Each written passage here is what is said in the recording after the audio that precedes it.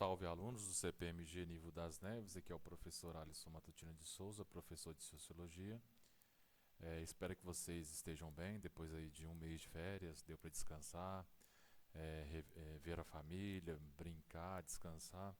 Então vamos retomar o nosso segundo semestre, mais especificamente o terceiro bimestre, voltado para a continuidade daquela discussão que nós iniciamos no segundo bimestre, que é a sociedade e sua dinâmica, né? E agora nós vamos ver a sociedade e sua dinâmica, mais especificamente é, tratando um pouco da estrutura social e da estratificação social, e bem como de como as relações sociais dentro dessa dinâmica envolvem algumas dificuldades dentro daquela linhagem de pensamento das relações sociais, como o preconceito, a discriminação, a identidade. Então, todos esses são temáticas que vamos trabalhar nesse terceiro e quarto bimestre do segundo semestre. Na aula de hoje, a gente vai trabalhar um pouco da estrutura social e da estratificação. Dentro dessa estratificação, como tem três métodos de análise, que é o método da estratificação por casta, por estamento e por desigualdade social, nós vamos ver duas hoje. Na próxima aula, a gente vê uma mais específica que troca mais direto na nossa realidade já a nível Brasil, por tratarmos da desigualdade social. Então vamos dar início à aula falando um pouco o que é estrutura social e qual que é a importância dela como, digamos, uma estrutura enquanto eixo de análise, enquanto um recurso analítico para a gente pensar e compreender como nós devemos pensar o comportamento social aí dos agentes sociais em torno dessa questão das relações sociais. Então, estrutura social, o que seria essa estrutura social? É o modo como a sociedade se organiza em torno de alguns, digamos, algumas referências principais aí para a sociologia. Então, lembrando que se vocês lembrarem um pouco da relação daquela aula que nós fizemos entre sociedade e indivíduo, a sociologia vai analisar não pode partir só do indivíduo para analisar a estrutura. Quer dizer, uma andorinha sozinha não faz verão, né? No sentido de que a gente tem que pensar nas relações do indivíduo com a coletividade. Aquilo que, de certa forma, os grupos exercem na sociedade em termos de influências, ações. Então, a gente deve partir aí do nível maior em termos de expectativa com relação à coletividade do que do indivíduo, para entender como que isso se co-influencia um ao outro, qual que é a influência. Então não dá para pegar um fato isolado, não dá para pegar uma pessoa isolada para buscar respostas no nível social. Então você tem que pensar aí esse todo, esse coletivo. E para pensar esse coletivo, a gente precisa de um eixo referencial, que é esse recurso analítico que eu disse para vocês, que é para entender como os homens se comportam, até mesmo em termos da expectativa que se espera da ação social, como a gente viu ali, dos status social, do papel social, que foi um dos conceitos que a gente viu. Como que espera-se, digamos, dentro dessa estrutura social, um certo tipo de comportamento dos indivíduos. Por isso que é interessante pensar o todo. Por exemplo, significa o que isso que eu estou dizendo? Significa que há uma expectativa para o papel social exercido pelo pai, pela mãe, pelo filho, pelo professor, pelo policial, enfim, todos aqueles que estão na sociedade e interagem o tempo todo através dessas relações sociais. Então, mais do que isso, é, se pensa, não só pensamos no papel do professor, ao mesmo tempo que há uma expectativa em relação a isso, ao seu papel, ele também espera-se um comportamento dos seus alunos, assim como dos seus superiores, entre outros. Então, percebe que na análise que eu estou fazendo, eu estou pegando assim um determinado status social, um determinado papel social e vou ampliando. É justamente isso que a estrutura quer partir. Ele quer pegar esse arranjo social para entender a organização no nível político, no nível econômico, no nível jurídico, no nível social, no nível cultural. Então, toda essa montagem aí corresponde a essa estrutura, que de certa forma tem uma certa solidez histórica aí de diferentes sociedades e, e que ajuda a gente a entender especificamente aí o conceito de estrutura. Então, esse recurso analítico digamos, ele é de suma importância para a gente entender todas essas relações sociais que eu disse para vocês. Então, É como se você for pegar um prédio, por exemplo, você tem o sustento do prédio seriam basicamente as colunas.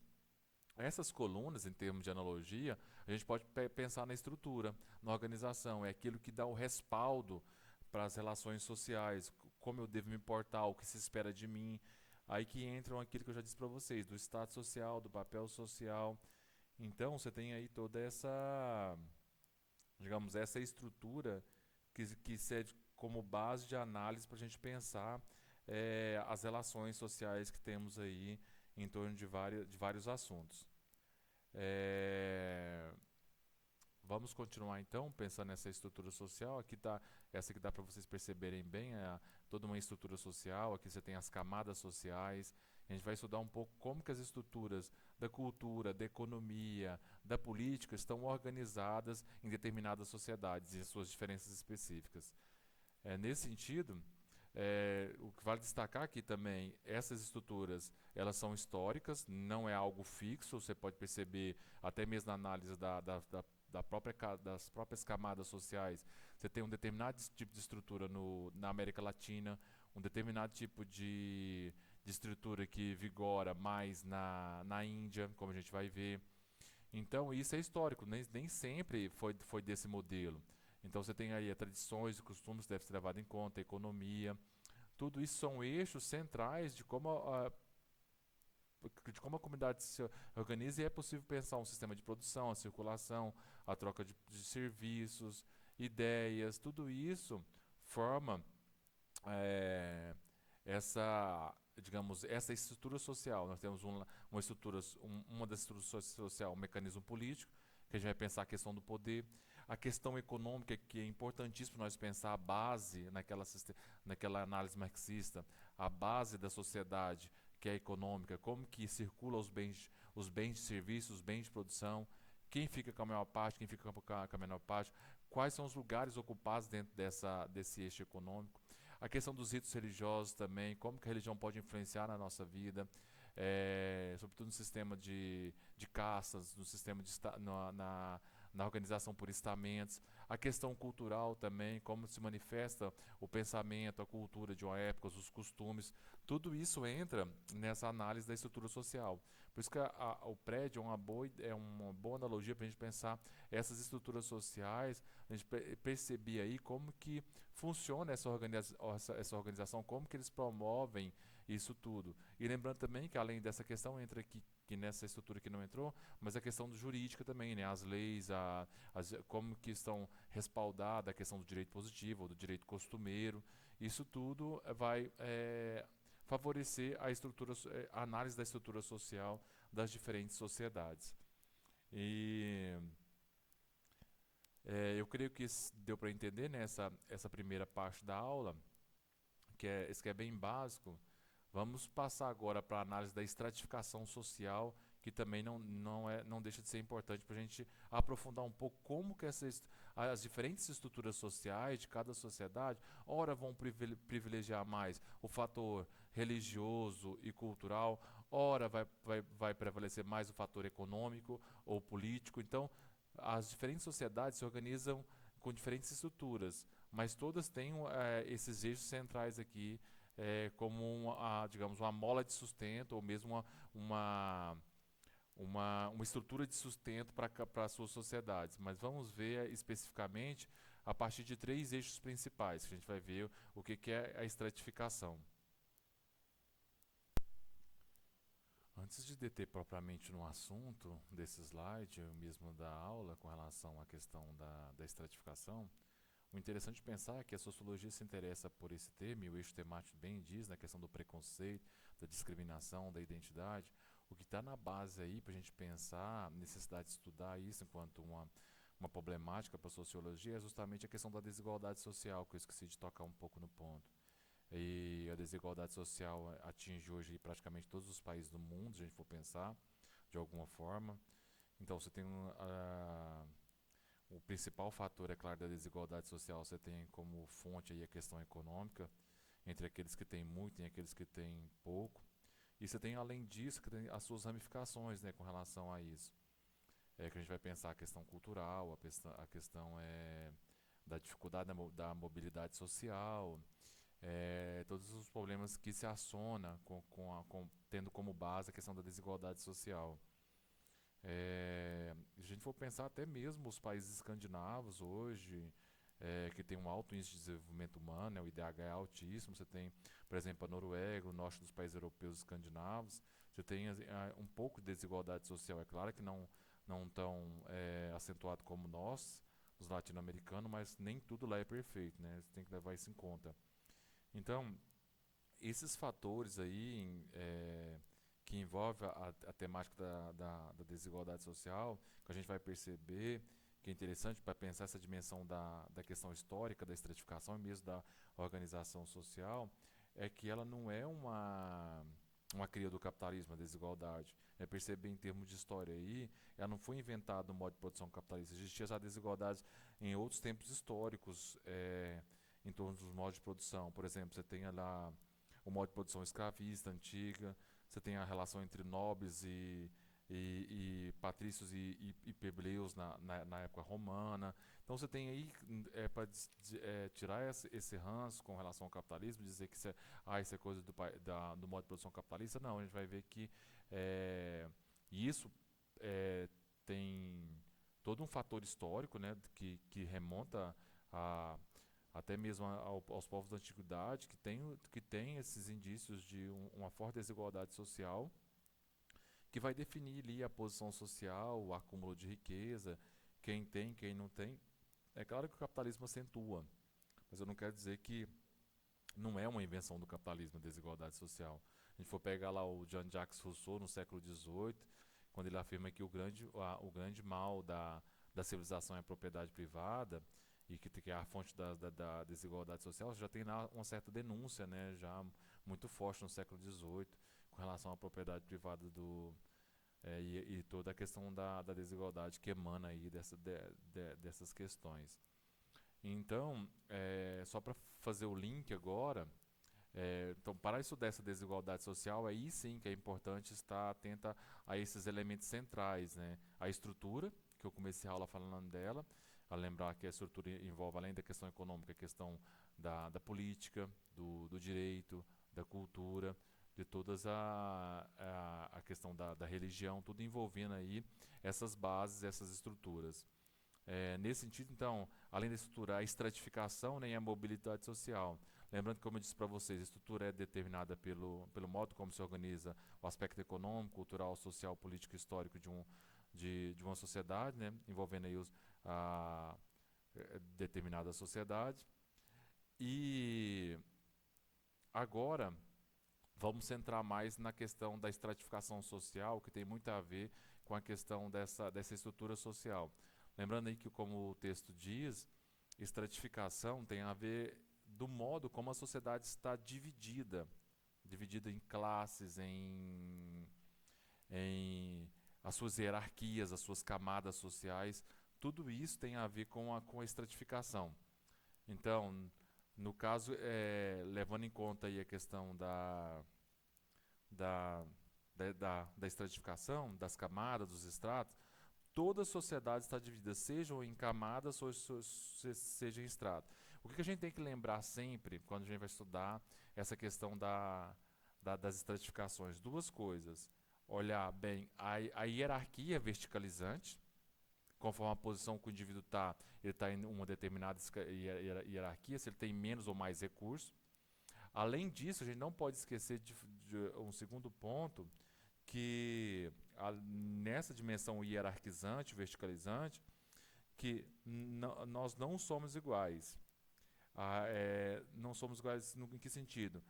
Pela própria posição que a gente está, a gente tem uma diferença muito grande, porque essa diferença vai ditar até os espaços geográficos, o que eu tenho, qual que é a relação que eu tenho com o poder, ou seja, vai determinar, a partir da desigualdade social, essa estratificação, como cada grupo se insere em determinado extrato, em determinada camada ali, que está hierarquizada justamente por estar aí determinando qual que é a minha função, qual que é o meu papel a partir daquilo que eu possuo em termos de, seja de questão econômica, cultural. Então você tem umas relações de poder, relação de dominação, de exploração, porque as camadas se sobrepõem umas sobre as outras.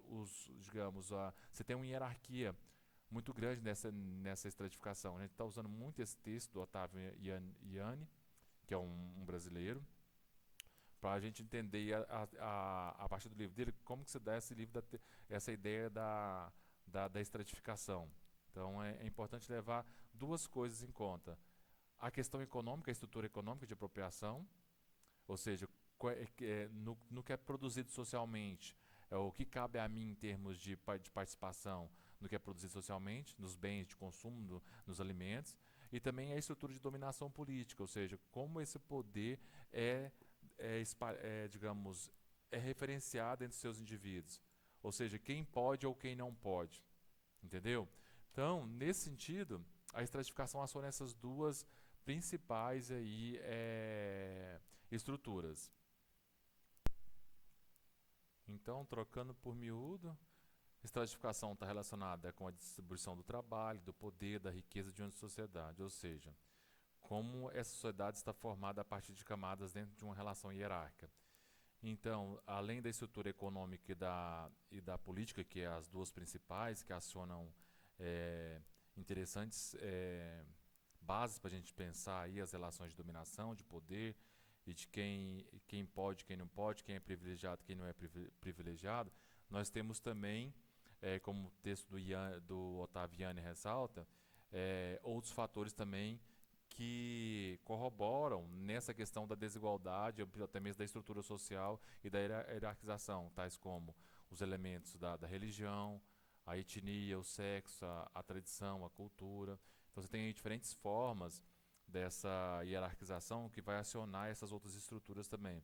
Pensa aí, por exemplo, na questão da desigualdade social no Brasil, tanto que o racismo também é uma estrutura presente, a questão do patriarcalismo, que é cultural no Brasil, dá para vocês entender porque que é interessante pensar também em outros aspectos, não só o político, mas também o econômico, que acionam a questão da cultura, acionam a questão da religião também, da etnia, do gênero, do patriarcalismo, a questão do conceito de raça, que é uma forte estrutura também, que cresce, que nasce junto com a questão da política e da economia, do direito no nosso país.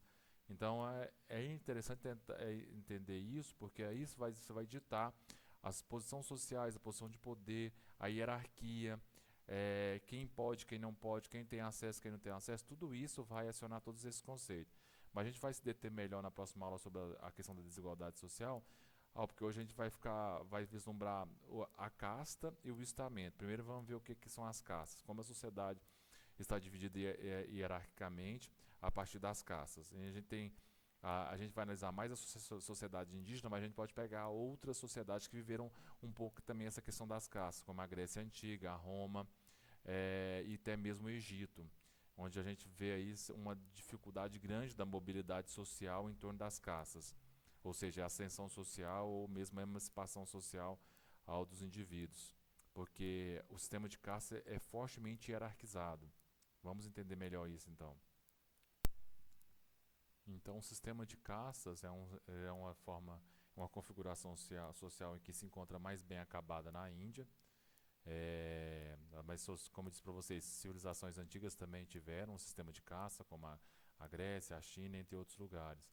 Mas um processo mais bem acabado que a gente tem até hoje ainda, sobretudo pela vertente cultural e religiosa, é a Índia, em que tem esse processo de castas e subcastas, cerca de 1,1 bilhão de habitantes, e o que ajuda e favorece esse sistema de castas, sobretudo, é a questão da religião hindu, e a religião hindu é uma das religiões organizadas, ela, juntamente com mais duas, é uma das religiões mais antigas, e a hindu é a mais antiga, ela tem mais ou menos aí cerca de 3 mil anos aproximadamente, em termos de existência.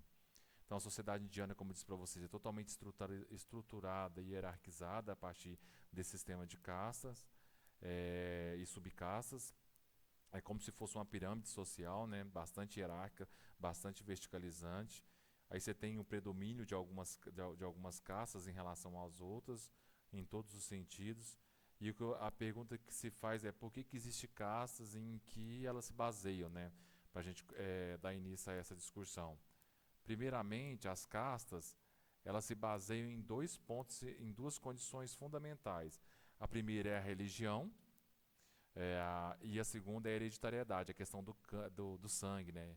Você nasce em determinada casta e você vai morrer naquela casta. A própria questão da estirpe, do sangue, você nascer naquilo, já te favorece. É, então a pergunta é, será que seria possível uma mobilidade social? É impossível a mobilidade social, porque é um sistema estritamente rígido, extremamente hierarquizado. Então, assim, a estrutura por ser muito rígida, baseada nessa religião e nessa hereditariedade, dificilmente uma pessoa que nasce Sudra vai morrer Brahmane. Dificilmente uma pessoa que nasce Vaishya vai morrer Sudra, entendeu? Então, a própria configuração da pirâmide hierarquizada, baseada na religião e na hereditariedade, confere no seu nascimento a qual caça você vai perceber, você vai nascer. Então, vamos entender um pouco como é que está essa questão da configuração da pirâmide na Índia. A primeira casta e a casta mais importante é a casta dos sacerdotes, chamado Brahmanes. Por que são sacerdotes? A questão da hierarquia no sistema de casta indiana é baseado, sobretudo, numa questão do Deus. Ou seja, cada casta é criada por Deus. Então, se cada casta é criada por Deus, você tem ali por exemplo, os Brahmas são criados a partir da cabeça do deus Brahma. Aqui tem uma imagem no próximo slide que vai ficar melhor. Deixa eu passar que depois eu volto nessa. Aqui, ó. Os Brahmanes, eles são criados a partir da cabeça do deus Brahma. Então, cabe a eles, na verdade, os sacerdotes, os que chamavam Brahmanes, representar toda a classe elevada da sociedade, porque eles nascem da cabeça desse deus Brahma. Então, eles se conferem toda a questão da dominação, por justamente sair justamente da mente de Deus. Então, perceba aí o tanto que é forte aí a questão da hierarquia, né, dentro dessa questão aí do sistema de caça. Então, essa organização social aí deve ser regida pelo sacerdote, por essa ideia de quem governa são os sacerdotes, aqueles que saíram da cabeça de Deus, nasceram da cabeça de Deus e pertencem a essa casta superior. A segunda camada são os kshatriyas, que são os guerreiros, né? Cabe a eles o poder político. Por que eles são chamados kshatriyas e por que eles eles são convocados a proteger a sociedade? Porque justamente eles nascem do braço, né? E nascem do braço do deus Brahma. Ele serve para guerrear e para proteger a cidade. Assim como o braço serve para proteger o corpo, essas pessoas aí servem para proteger a sociedade. Então os kshatriyas nasceram para ser guerreiros. E o terceiro, os Vaisyas, eles nascem das pernas do deus, né? Então eles servem para sustentar a sociedade. Ali fazem parte, além desse sustento, fazem parte os comerciantes, os agricultores, os artesãos. Eles estão relacionados ao sustento da sociedade. Os quartos, a quarta parte, os Sudras, é aquele que nasce dos pés do Brahma. Por isso eles representam a parte mais baixa da casta, que seria de fato a parte dos trabalhadores, né? E por fim, existe uma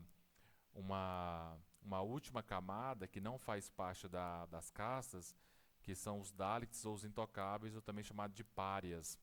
E por que eles são intocáveis? Eles são extremamente marginalizados porque eles são tidos como pecadores. Eles não nascem de Deus, do Deus. Então, por serem esses intocáveis, pecadores, eles sofrem um preconceito muito grande porque eles não estão inseridos nesse sistema de caça e encontram-se grandes problemas na sociedade, tais como aqueles serviços mais baixos da sociedade, aqueles cargos que ninguém quer, cabe a eles fazer.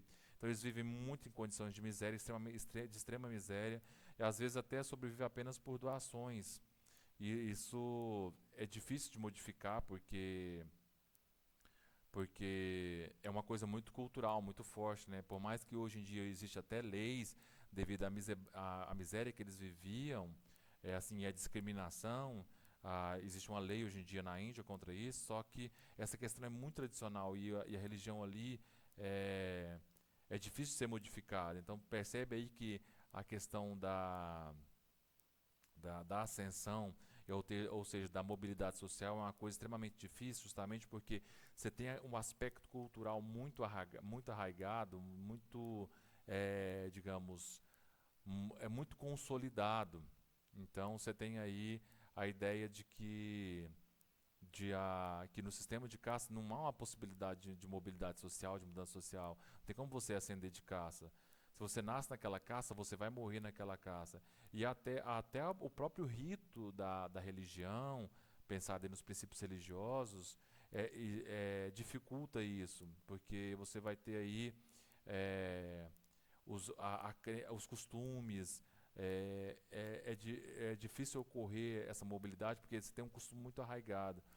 Quando você, por exemplo, os rituais são feitos dentro das castas, então você não tem como entrar num ritual pela hereditariedade. Então, se você nasce naquela casa, você vai morrer naquela casa.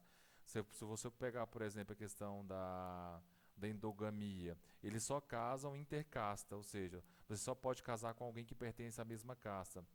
E isso impede mais uma vez a mobilidade social. Até mesmo um aspecto forte, por exemplo, a questão da comensalidade, aqueles que comemoram, que faz cerimônias juntos, faz refeições juntos. Você só faz refeição junto com o pessoal da sua mesma casa. Então, assim, esses ritos sociais e todos esses costumes dificultam ainda mais essa mobilidade social. Então, você tem aí toda essa dificuldade da ascensão justamente por essa dimensão dos rituais da religião, do próprio costume. E é interessante pensar que isso já foi proibido. Em 1951, esse sistema de caça foi proibido por lei. Só que é igual, por exemplo, o patriarcalismo no Brasil. Por mais que a gente tenha a Maria da Penha, a gente tem uma lei aí que favorece a questão contra o feminicídio, mas não diminuiu em nada praticamente a questão da, da, da desigualdade de gênero no país e até mesmo a questão do crime contra as mulheres, né?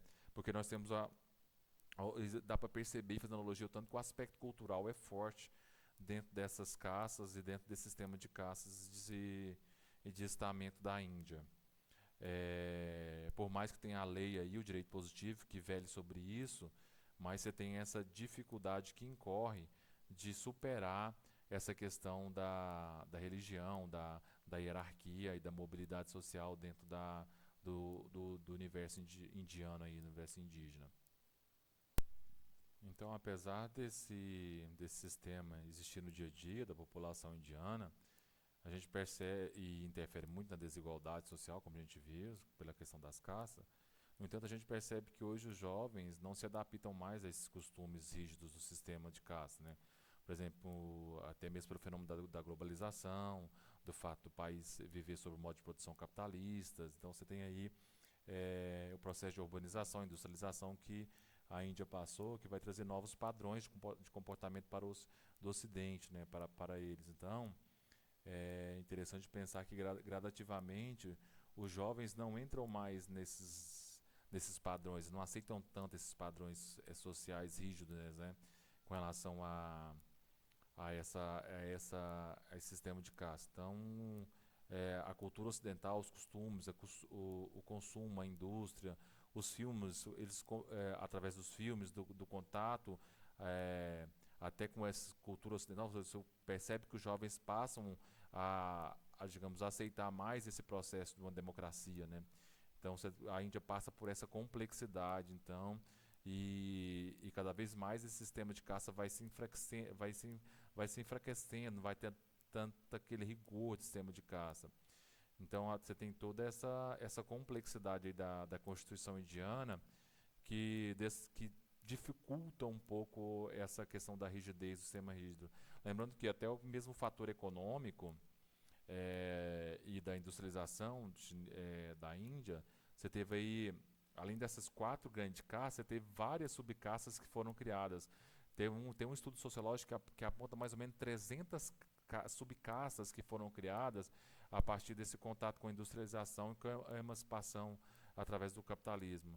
Só que daí foi feita a questão da lei, né, contra a questão dessa questão das caças, que impedia muita mobilidade social no ano de 1950.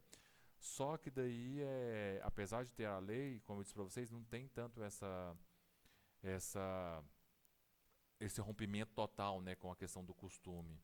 E isso ainda tem muito no dia a dia indiano, essa questão da caça, mas muitos jovens não aceitam, até casam entre si, tentam burlar um pouco essa questão da endogamia e desses ritos que desfavorecem a questão da relações entre eles. Até mesmo a questão da,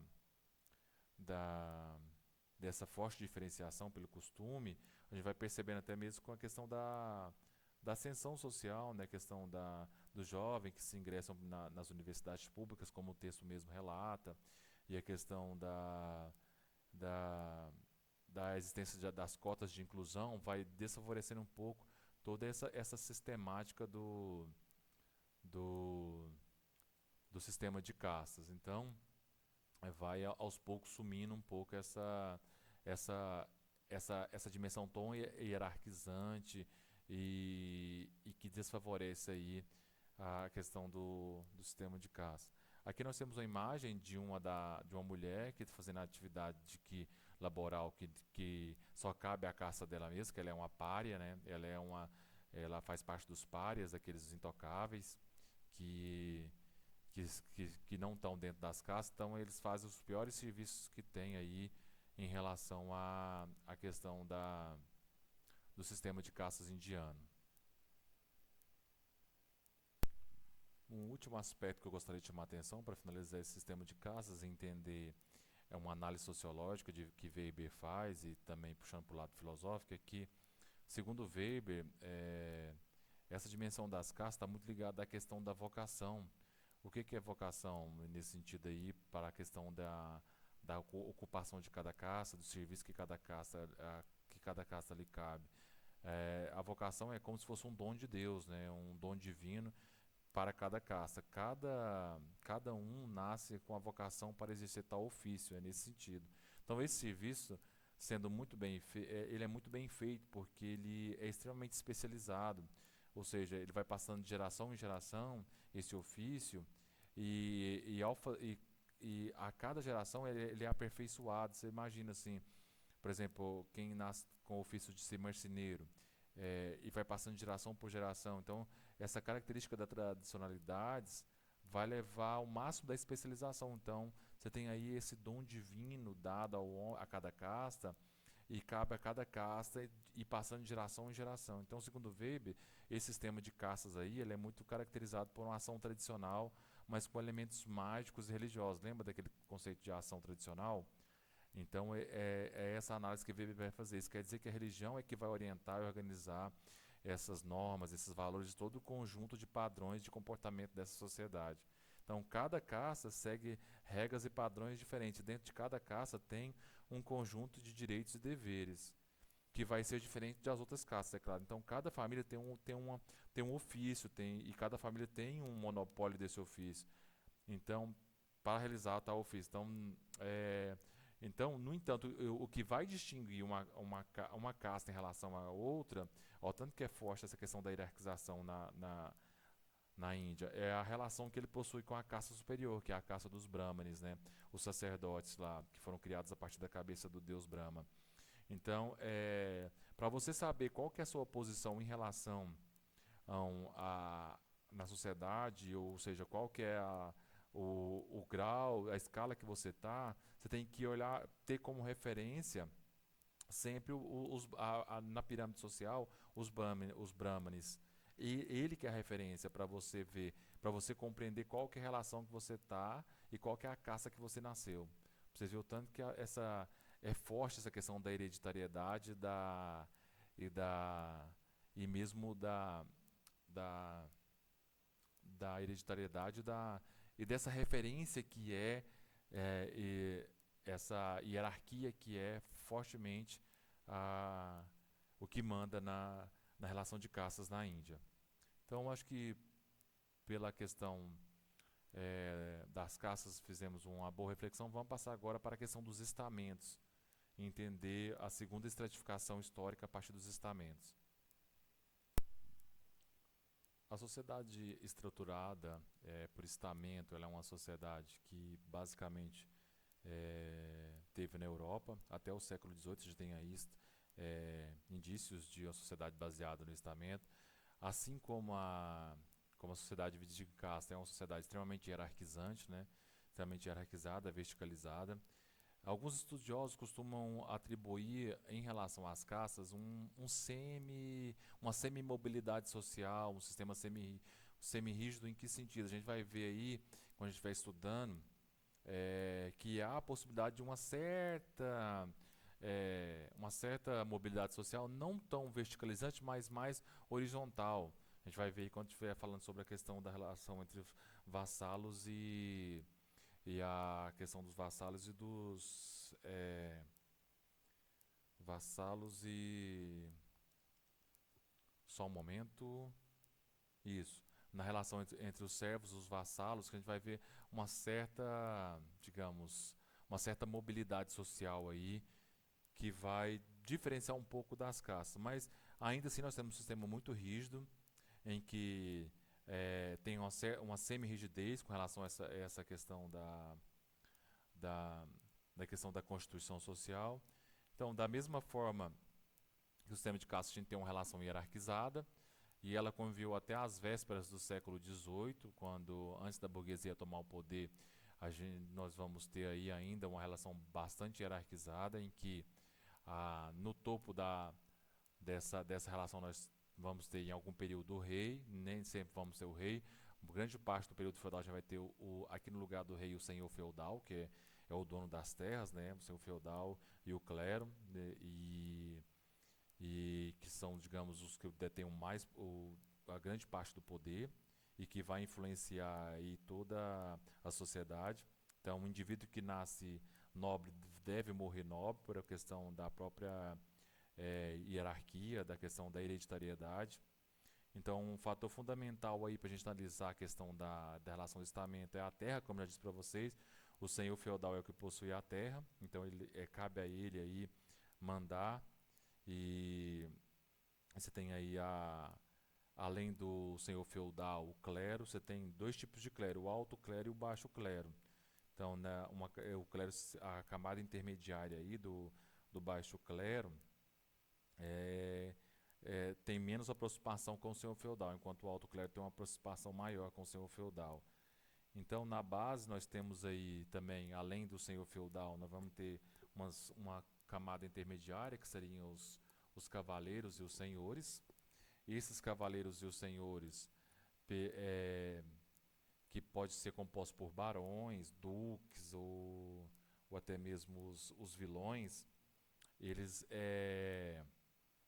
têm digamos, uma maior liberdade em relação ao servo, que está na base da sociedade da pirâmide, porque quando a gente for olhar em termos de história, quando a gente está estudando história da Roma, os vilões eles tinham uma certa terra. Aí quando teve a invasão dos bárbaros e toda a questão de Roma ser toda vilipendiada, você tem ali os próprios vilões trocando, dando as suas terras a troco de proteção para o senhor feudal. Então nós temos apesar da estrutura ser bastante rígida, ainda assim, nós temos digamos, algumas camadas com uma certa liberdade em relação mais do que as outras. Então, nessa estrutura feudal, um dos fatores mais importantes dessa estratificação é pensar também a questão da hierarquização muito forte, da questão da relação da estratificação ser muito voltada para essa questão do poder que está centrado na questão da nobreza e do clero. justamente por ser os donos privilegiados aí das terras.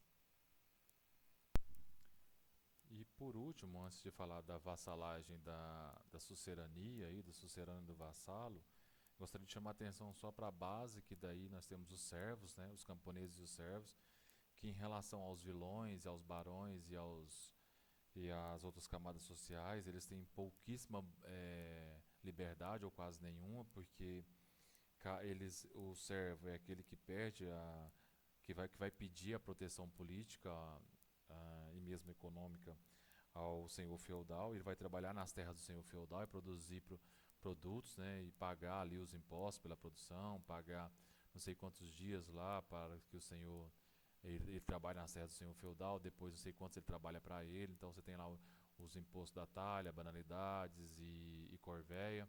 Então tudo isso aí vai mostrar para nós assim, o tanto que a questão da liberdade ela é bem restrita com relação ao servo. E ele é a base da sociedade em termos de produção econômica. Né? Cabe a ele os serviços mais difíceis, o serviço de cuidar dos feudos, né, das terras do senhor feudal. Então, é só para nós entendermos melhor por que eu disse para vocês que, em relação ao sistema de castas, nós temos uma certa mobilidade com relação à questão de algumas camadas sociais, mas, como eu disse para vocês, não é uma questão tanto, não é uma mobilidade tanto no sentido vertical, mas muito mais horizontal. Então, dentro dessa estratificação social, a gente for pegar aí a questão da relação da suzerania e, e da vassalagem, pegando aí como exemplo o marquês, o barão e o conde, vai ter que, é, nessa relação entre, por exemplo, entre o suzerano e o vassalo, é, o suzerano é aquele que vai ceder um pedaço de terra para o vassalo, digamos, produzir, né? E em troca disso, o vassalo vai ter que apoiar esse suzerano em determinados momentos da história. Por exemplo, quando tiver guerras, ele tem que oferecer soldados, ele tem que apoiar o coisa. Então, vamos pegar, por exemplo, o barão e o marquês. O barão é aquele que tem muita terra, né? Vai ceder para o marquês. Então, por que o barão faria isso? Ele dá a terra para o marquês para, para ele, por exemplo, cultivar, mas ao tempo ele deve essa fidelidade ao marquês para apoiá-lo, inclusive em tempos de guerra. Então, esse que doou passou a ter um pouco mais de terra e ao doar esse pouco de terra para esse vassalo, que é o marquês, o vassalo ele começa a ter um pouco mais de poder e aí se você percebe um pouco dessa mobilidade social. Por isso que não é um sistema tão rígido como o sistema de castas. Você tem aí uma certa ascensão social, entenderam? Com relação ao exemplo aí que eu disse para vocês entre o marquês e o barão e o conde. Então, aí quando, por exemplo, o conde vem pedir terras para o marquês, que já tem uma certa propriedade, então o marquês deixa de ser vassalo e passa a ser suzerano. Então a suzerania, a vassalagem ali é algo que dá uma certa mobilidade social, dá uma certa ascensão social, é uma emancipação social e econômica em relação a essas categorias, coisa que dificilmente a gente encontra numa relação entre as castas indianas. Então, você tem aí esse momento entre vassalo e suzerano que vai contemplar um pouco mais de poder dentro da sociedade, coisa que não pode acontecer com o servo. Lembrando que vassalo não é o mesmo que servo, né? Vassalo ele tem um pouco mais de poder dentro da sociedade estamental, diferentemente do servo que não tem nenhum. E o vassalo ele não cultiva a terra, ele não paga aqueles impostos.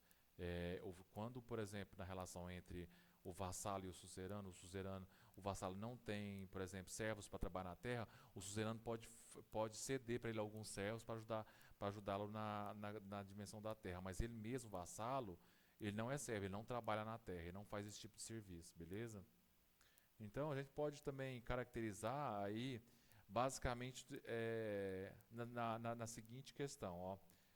No século XVIII nós temos essa seguinte questão, nós temos aqueles que são privilegiados, o clero e a nobreza, e os não privilegiados, que seriam compostos pelo terceiro estado, seria a burguesia e o povo.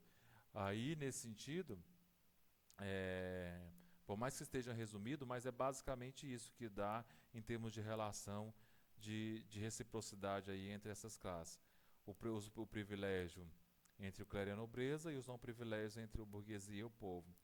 Essa ilustração dá para entender bem aí de forma como que isso perdurou até no final do século XVIII, aí no início do século XVIII, é, esse terceiro estado. Então, basicamente é essa diferença que a gente pode guardar entre esses que têm direitos, é, direitos e alguns deveres, e a outra parte que quase não possui direito e possui um monte de deveres. Ou seja, nós podemos dividir a sociedade entre os privilegiados e os não privilegiados, que está basicamente a sociedade estamental. Quem vai fazer toda a revolução aqui, depois a gente sabe, no século XVIII, XIX, vai ser a burguesia, que vai depor essa situação dos privilegiados e virar um pouco a jogada aí, que vai conseguir conquistar essa igualdade de direitos à burguesia. Então, a sociedade estamental, a gente pode dizer aí que ela é muito mais... existe até uma certa mobilidade muito mais horizontal e menos vertical. Então, por que os privilegiados possuem mais direitos e menos deveres? Justamente porque a sociedade é dividida nessa ideia de que aqueles que possuem as terras os que eram, né, economicamente mais fortes, e aqueles que não possuíam, além de não possuir terra, tinha também um reduzido espaço político, né? Então, quanto mais terra essa pessoa possuísse muito mais direito ela teria.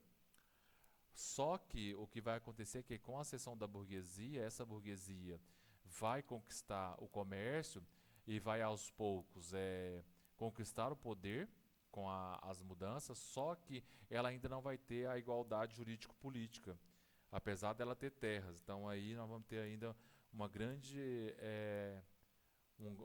digamos aí, mais ou menos 300 anos para acontecer de fato ainda a Revolução Burguesa, né, de fato, digamos, a emancipação e depor contra esses privilegiados aqui com a Revolução Francesa, que é, digamos, o ápice da Revolução Burguesa. O estudo do Otávio Yanni também ajuda bastante a gente a entender por que a sociedade estamental está fundamentada nessa questão da reciprocidade, da hierarquia, baseada na tradição, na linhagem, na questão do argumento filosoficamente muito forte de Aristóteles, em que a distribuição desigual do poder é justificável porque você tem essências diferentes, você tem legitimidades diferentes, você tem lugares privilegiados diferentes de uma sociedade. Então, essa relação de reciprocidade muito forte, ela é explicável a partir desse exemplo que ele mesmo narra aqui, que quando você, em seu livro A Sociedade Vista do Abismo, no Novo Estudo da Exclusão, Pobreza e Classe Social, quando ele olha a partir desse estudo, ele vai perceber que havia esse registro de doação de esmola, uma feita para um nobre pobre. Os nobres podiam tornar-se pobres, mas não podia perder a condição de nobre, que recebeu 320 réis. A outra para um pobre que não era nobre, que recebeu 20 réis. Comenta o sociólogo que um nobre pobre, na consciência social da época e na realidade das relações sociais, valia 16 vezes um pobre que não era nobre, porque as necessidades de um pobre eram completamente diferentes das necessidades sociais de um pobre apenas pobre. Então percebe aí o tanto que a questão da linhagem, da estirpe, da hierarquia, ela determina as relações entre eles. Ou seja, um pobre, quando hoje em dia você vai dar uma esmola, como o texto mesmo vai narrar para a gente, mas se você decidir dar uma esmola, você não vai dar uma esmola, por exemplo, a alguém levando em conta a questão da origem da pessoa. Você está olhando só puramente a questão econômica dela. Não é que a pessoa tem uma linhagem, por exemplo, você vai dar mais esmola para ela. Não, você vai dar para aquela pessoa que mais necessita. Você vai levar em conta só o fator econômico. O que fica claro aí para nós nesse estudo do Ottaviani é que existe uma diferença ali, né, entre direitos e deveres muito grandes. E esses privilégios é, e o reconhecimento, de certa parte, pela questão da nobreza que a pessoa traz, dá a ideia muito forte da questão do, na sociedade estamental, além dessa relação de poder, a questão da questão de fato de direito, né? Aí a pessoa não é só, digamos, nobre de fato, ela é nobre de fato de direito, assim como o pobre. Então é bom levar em conta isso, porque não é puramente o fator econômico aqui. Você tem todo o fator da tradição, do costume, da linhagem, que vai interferir na desigualdade aqui. Esse exemplo que é bom para a gente pensar isso. Então, só para.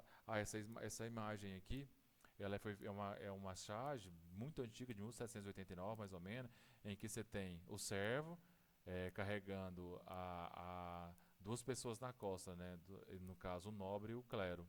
Então, essa charge que é bastante interessante, que retrata bem toda essa pirâmide social da época. Então, só para finalizar, para entender melhor o que é essa questão de fato de direito, é justamente a questão dos privilégios e não privilégios que eu disse para vocês, que envolve essa questão de fato de direito. Por exemplo, se você é privilegiado, você tem você tem muito mais, digamos, direito do que dever. Enquanto se você é não privilegiado, você tem muito mais dever do que direito. E o que envolve essa questão de fato de direito. Então, eu não posso levar, quando na sociedade feudal, por exemplo, o indivíduo diferencia em relação a um outro, os nobres têm todo um conjunto de privilégios e obrigações que faz parte dessa linhagem dele, porque ele tem esses direitos, enquanto os deveres, na sua grande parte, fica com os camponeses de servo, porque ali a desigualdade, além de existir de fato, ela já é um direito, entendeu? Então você tem ali a condição de nascença estabelecendo ali o que você deve fazer, o que você não deve, o que você pode, o que você não pode. Então, até mesmo a linhagem, ela sai da questão do fato e vai passar para uma questão de direito. Então, a sociedade, ela é desigual, é um direito desigual para os desiguais também. Então, você tem aí elevado no plano jurídico toda essa questão da questão do direito também, não só do fato, né? Então, quando o Weber analisa essa sociedade, é interessante perceber que ele acha que é mais importante focar nas questões da ordem jurídica e política do que nas questões da ordem econômica. Aí a gente começa a entender por que o direito aí e a questão daquilo que é de fato, aquilo que você nasceu, por exemplo, você nasceu servo, então você já tem uma questão de fato, mas o direito também vai corroborar, em termos de ordem jurídica e política, a sua condição de nascença. Então, porque as pessoas que detinham ou tinham poder nessa sociedade, elas tinham poder também político. Assim, na análise weberiana, que esse tipo de dominação da sociedade estamental é muito mais de uma dominação tradicional. Então, ela é uma dominação tradicional ou dominação tradicional patrimonial. Isso quer dizer o quê? Que os nobres mandavam na política e fazia também o espaço público, do espaço público o seu espaço privado. Ou seja, eles misturavam esse público, esse bem público e esse bem privado, de forma que, ao misturar isso, você normalmente, por você ter poder, você vai é, nessa questão da questão do direito, você vai muito mais vislumbrar os seus amigos e os familiares do que aqueles que você não conhece. Então, para você conseguir esse poder e manter nele, é muito mais fácil você, digamos, dar proteção e vislumbrar aqueles que são próximos de você, pela questão da proximidade mesmo e da questão da familiaridade, levando em conta essa questão de transpor o bem privado para o espaço público do que, digamos, você contemplar outras pessoas que não fazem parte da sua linhagem.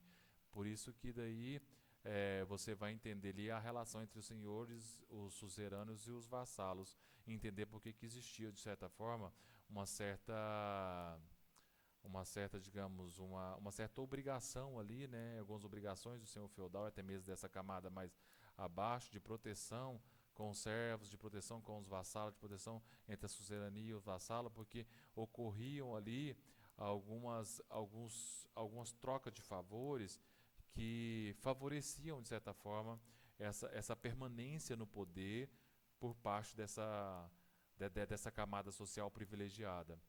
Então, para finalizar, o que eu ressalto é que nessas sociedades é muito forte aquela concepção aristotélica da essência, né, do essencialismo, que o essencialismo vai ditar os seus direitos e os seus deveres, ou seja, eu até mesmo quem tem mais direitos, quem tem mais deveres, quem tem menos deveres e mais direitos. Por isso que a questão do privilégio e não privilégio é muito bom para repartir essa sociedade. Eu espero que vocês tenham entendido a aula de hoje. Muito obrigado. Até a próxima aula. Na próxima aula a gente vai estudar um pouco agora uma questão mais próxima de nós, que é pensar a estratificação social a partir da questão das classes, a desigualdade social. Beleza?